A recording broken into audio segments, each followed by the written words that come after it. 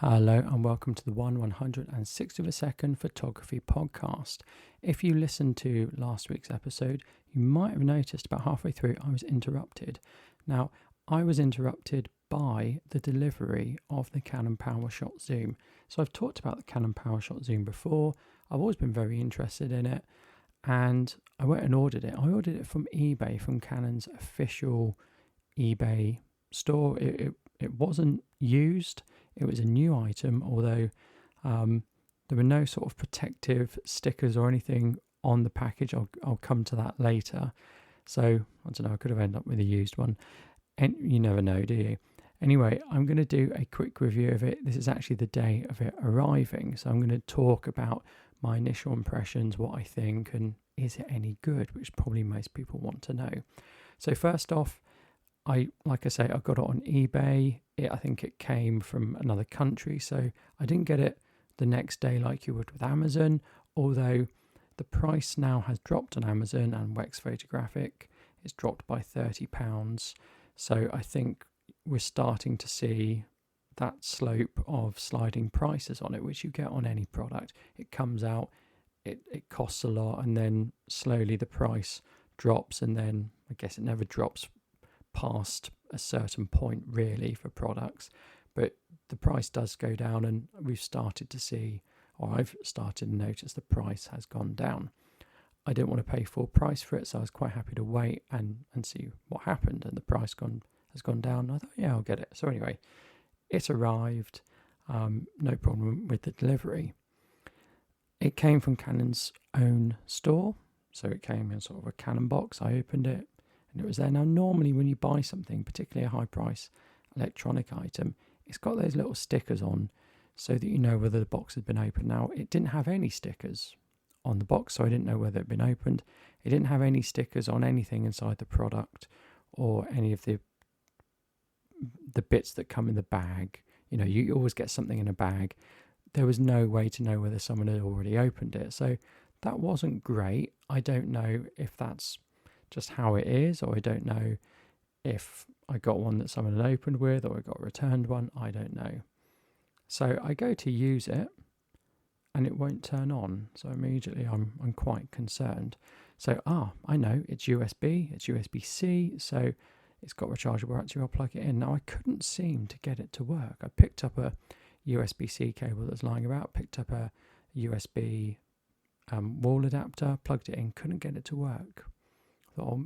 After a couple of tries, thought maybe I need to use the official one. I took the official one out of the box, and the official one out of the box is I don't know if I'm going to get this right, a female to female. It plugs into the device. So one end is the USB-C that plugs into the device, and the other end is exactly the same. It's not the standard plug that goes into your standard USB 2 or USB 3 on your computer, or a power bank or anything like that. It was USB-C. Thankfully, on my computer I have a specific USB-C port, so I could plug it in there and it started charging. Now, I'd read in a review that someone had put on Amazon that they're really frustrated by the charger and how it just came with a cable, and I thought, oh, come on, don't be ridiculous. But actually, I can't get it to work with any chargers. I have to charge it off my PC. I might have to go and buy sort of an Anchor Power charger specifically for USB-C. That's the only way I think I can do it, or use my computer.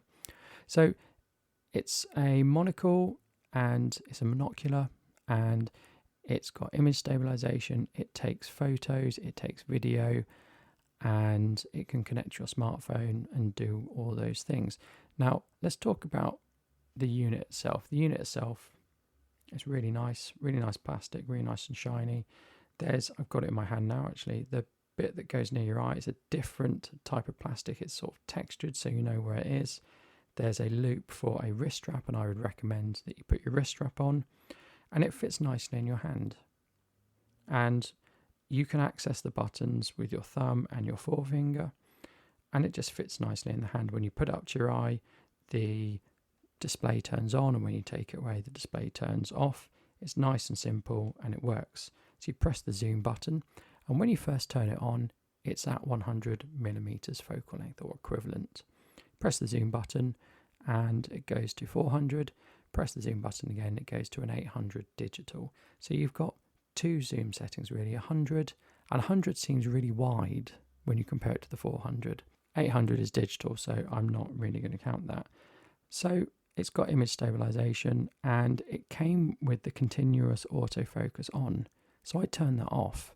And so what I do is I half press the photo button and it will center autofocus. So with your older cameras, you've got your autofocus point in the middle and you just use that to autofocus. So you lock and drop essentially. And you do the same here. I felt that worked better. So if I turn it on, I might zoom into something and it'll be out of focus, but I'd rather do that than wait for it or pick up the wrong thing. So anyway, if I press the photo button, it takes a photo and it takes an auto photo and it'll be a JPEG. There's no RAW here.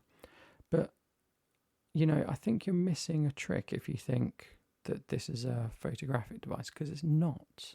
It takes photos, yes. It takes videos, yes. But it's like a smartphone. It's not just for that. It does other, it wasn't intended for that. It's intended to be something that's lightweight and goes out and about. So I know I'm not going to get the best picture from it. I'm not going to go and do a photo shoot on it with it. I'm not going to go and take it to a fashion shoot or street photography. But I can get photos with it if I want to, and I can get video. And the photos in the video are fine for what it is. If you want to capture something, it's there. You can quickly turn it on. You can quickly zoom. You can quickly take that picture. Your big DSLR with your big lens, you've got to get it out. You've got to put your settings in. Got to take your lens cap off. It's not that type of thing. It's not for getting that amazing wildlife image. It's for taking snaps. And when I say snaps, I mean holiday snaps. Snaps are family fun snaps. Snaps that, you're not going to submit to a photo contest. That's the type of thing it's for. It's not for submitting to photo contests. It's not for that type of photography. But anyway, it's easy to use. I'm happy with the pictures in the video, and it's fun. It's fun and it's novel. You could argue, is it worth the money? I can't answer that. I don't know. I've not had it long enough. I don't know how much I'll use it, in all honesty, if I'm being really truthful. But it is nicely built. What else can I say about it? A few criticisms I'd seen of it was you have to do things in a menu, and it's quite tiresome because you have a menu button and then you operate it with the photo button to go up and the record button for video to go down and the zoom button as your sort of enter button. Well, you might think, oh, that's really difficult. Once you get used to it, it's okay. It's not a problem. And the number of times you're going to go into the menu are quite limited.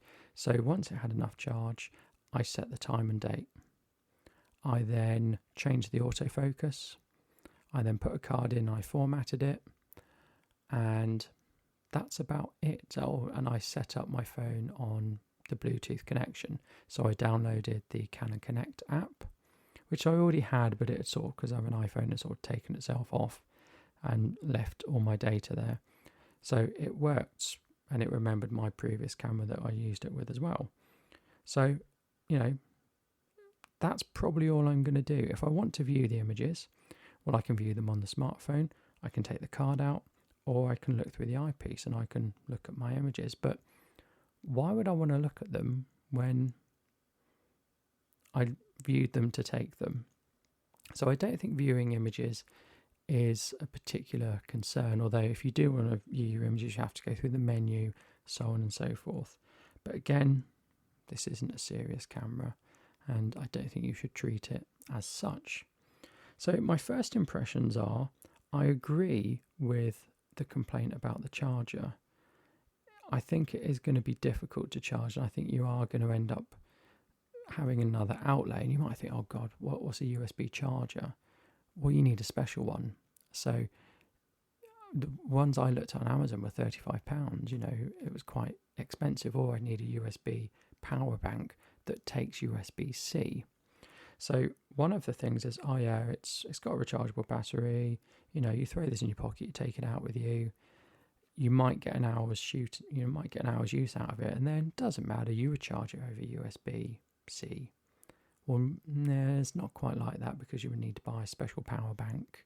You would need to bring the cable with you, and it's not like you can easily replace the cable. I've got loads of standard USB to USB-C cables, because everything at the moment comes with USB-C. So I'm building up a steady collection of cables, but male USB-C to male USB-C, I've only got one of those cables, and if I lose that, I can't charge my camera without having I can't charge the Powershot Zoom without having to buy another one.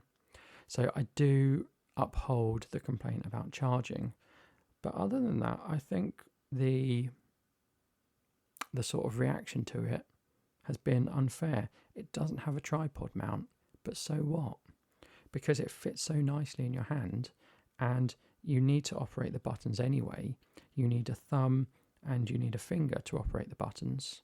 So you need two human digits to operate it.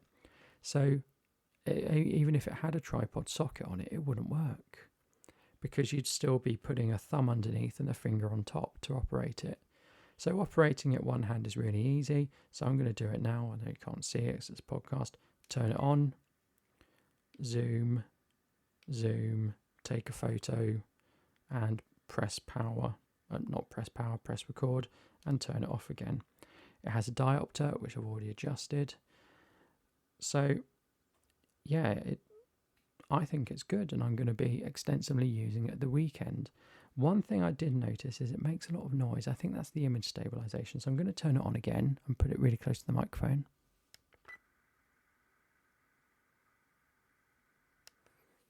So that noise, I don't know whether you could hear it, is the image stabilization. It's okay. It's a bit annoying. It's got microphones to pick up your voice. I've not tested the sound quality. Again, I can't imagine it's going to be fantastic. I'm not going to direct any films or make any short films with this, am I? So when we put it in perspective, I think it's really good. But I will give a update episode later on. Anyway, that's my Powershot Zoom. Let me know what you think or don't think. I'd love to hear your thoughts, even if it's a what you don't think. Thank you so much. Goodbye.